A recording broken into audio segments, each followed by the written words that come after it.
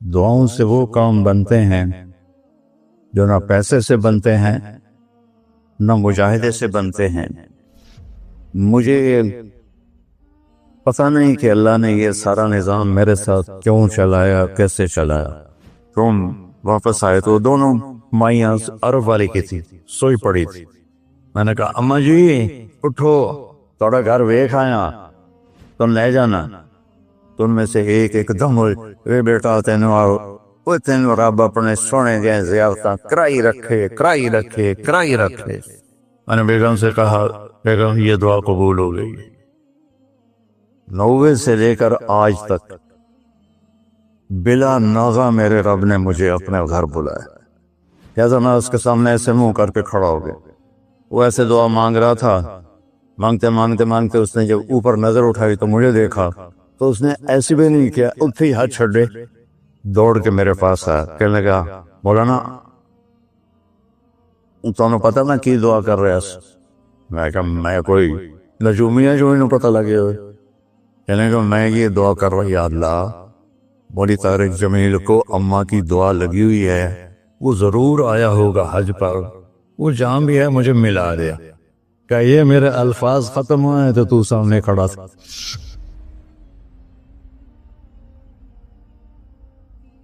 دعاؤں سے وہ کام بنتے ہیں جو نہ پیسے سے بنتے ہیں نہ مجاہدے سے بنتے ہیں۔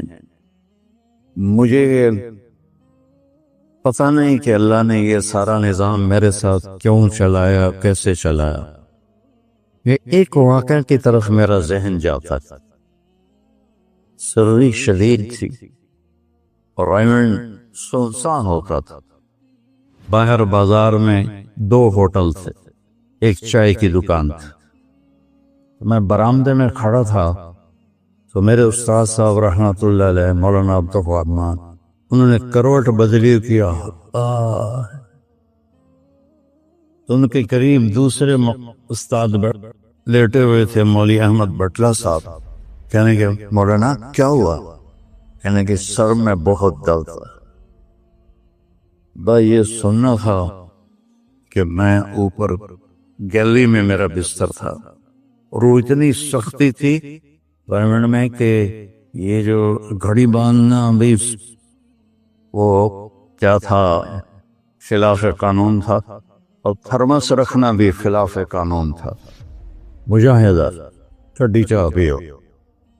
تو 2 لڑکوں نے تھرموس چوری رکھا ہوا تھا، وہ میں ایک کو میں نے جا اٹھایا، میں نے بوئے تھرموس کس سے؟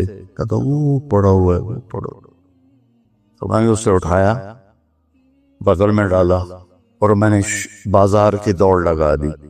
10 بج رہے تھے اور 10 بجے سناٹا 250-300 کا تو مجمع ہوتا تھا رائے میں۔ میں کہ یا اللہ کوئی دکان کھلی ہو، یا اللہ کوئی دکان کھلی ہو۔ تو میں ننگے پاؤں، دسمبر کا مہینہ تھا، میں ننگے پاؤں دوڑا اور میں نے دیکھا تو وہ چائے کی دکان کا دروازہ بند تھا اور روشنی آ رہی تھی۔ میں نے کہا یہ لگتا کھلی ہوئی ہے، تو میں نے اس کے کیواڑ ایسے کیے تو وہ کھل گیا۔ تو آگے وہ دکان والا، اس کا نام تھا انور ملتانی رحمۃ اللہ۔ یہ میں آپ کو بتا رہا ہوں 74 کی بات۔ تو وہ بیٹھا ہوا تھا، میں نے کہا بھائی انور چائے بنانی ہے۔ کہا بھائی میں تو اورنگ بھائی میں تو تھکا ہوا ہوں، یہ دودھ پڑا ہے خود ہی بنا دے۔ تو میں نے کہا چولہا کا یہ چولہا بھی پڑا ہے۔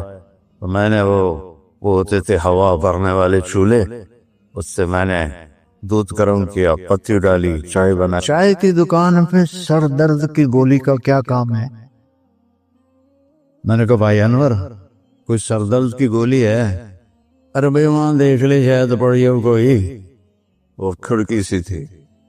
جب میں نے وہاں دیکھا تو ایک گولی ساری ڈان ہوتی تھی، وہ وہاں پڑی ہوئی تھی اور اس پر مٹی جمی ہوئی تھی۔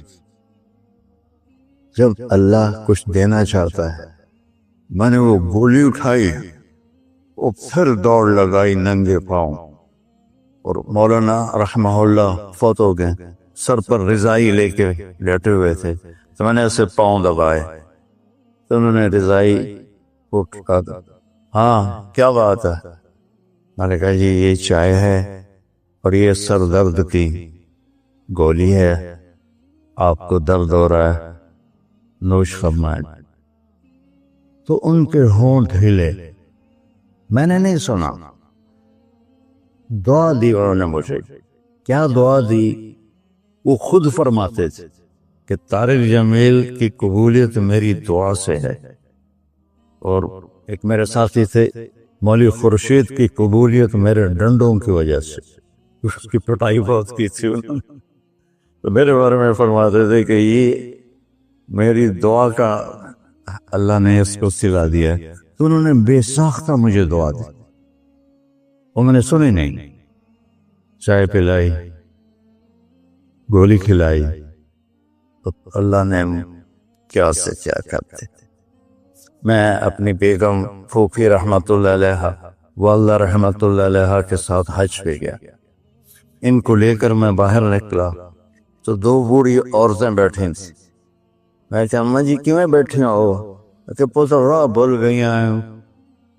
اب میرا بھی وہ دوسرا حج تھا، مجھے بھی مدینہ کا حدود اربع پتہ نہیں تھا۔ میں کہا کوئی ہے تھوڑے کول کارڈ؟ انہوں نے کہا اے کارڈ ہے۔ میں کہا آ جاؤ، اور دونوں چل پڑی۔ مجھے ایک عرب ساتھی نے پورا گھر دے دیا ہوا تھا، جو دروازے پر پہنچے تھے ایک اور کھانے لگی، نہیں میں نہیں جانتی۔ وہ کرنے کے ویکھے نا شور شریف لگتا ہے، کوئی ایڈی وڈی گل، آ جا آ جا۔ وہ دہا کو لے کے میں نے اپنی بیگم سے کہا کہ ان کو کھانا کھلاؤ، اور وہ کارڈ لے کر میں اپنے ایک دوست کے پاس گیا، وہ جو جس کا گھر تھا۔ میں نے کہا اٹھو دکان سے اور یہ پتہ تلاش کرواؤ۔ تو ہم دونوں گاڑی میں بیٹھے اور گھومتے گھومتے گھومتے کوئی آدھے گھنٹے کے بعد ہم نے وہ بلڈنگ تلاش کر لی۔ تو ہم واپس آئے تو دونوں مائیاں عرب والے کی تھی، سوئی پڑی تھی۔ میں نے کہا اماں جی اٹھو، تھوڑا گھر ویکھ آیا، تو لے جانا۔ تو ان میں سے ایک دم وے بیٹا تینوں رب اپنے سونے دیا زیارتاں کرائی رکھے کرائی رکھے کرائی رکھے۔ میں نے بیگم سے کہا بیگم یہ دعا قبول ہو گئی۔ 90 سے لے کر آج تک بلا ناغہ میرے رب نے مجھے اپنے گھر بلایا۔ ایک 94 کا حج نہیں ہوا کہ وہ میری انگلینڈ تشکیل ہو گئی تو میں وہاں چلا گیا، پے در پے حج عمرہ حج عمرہ حج عمرہ حج عمرہ۔ یہ 3 سال کووڈ کے جو آئے تھے نا وہ ناغہ ہے۔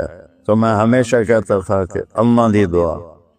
اب ایک مزار قصہ سنا کے پھر نماز پڑھنی میں طواف کر رہا تھا تو میری نظر پڑی جواز وسیم پر، وہ مقام ابراہیم پر نفل پڑھ کے نا بیٹھ کے دعا مانگ رہا تھا۔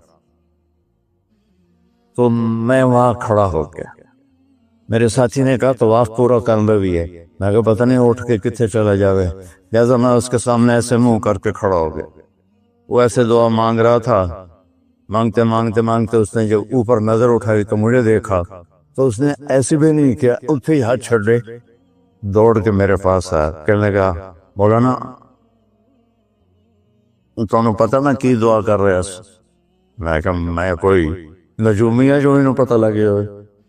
کہنے لگا میں یہ دعا کر رہا، یا اللہ مولی طارق جمیل کو اماں کی دعا لگی ہوئی ہے، وہ ضرور آیا ہوگا حج پر، وہ جہاں بھی ہے مجھے ملا دیا۔ کہ یہ میرے الفاظ ختم ہوئے تو تو سامنے کھڑا تھا۔ تو اس میں آپ کو دعائیں ملیں گی بڑی زبردست۔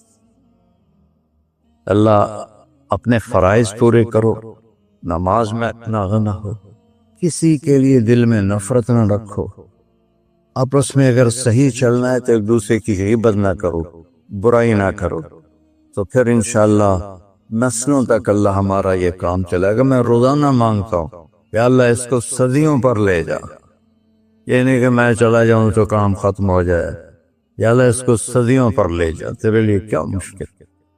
تو میں آپ سب کا شکر گزار ہوں، اور یہ جو انہوں نے اتنا خوبصورت انتظام کیا ہے اس پر بھی انتظام والوں کا بڑا شکر گزار ہوں۔ پتہ ہے اس بستی کا نام کیا تھا پرانا؟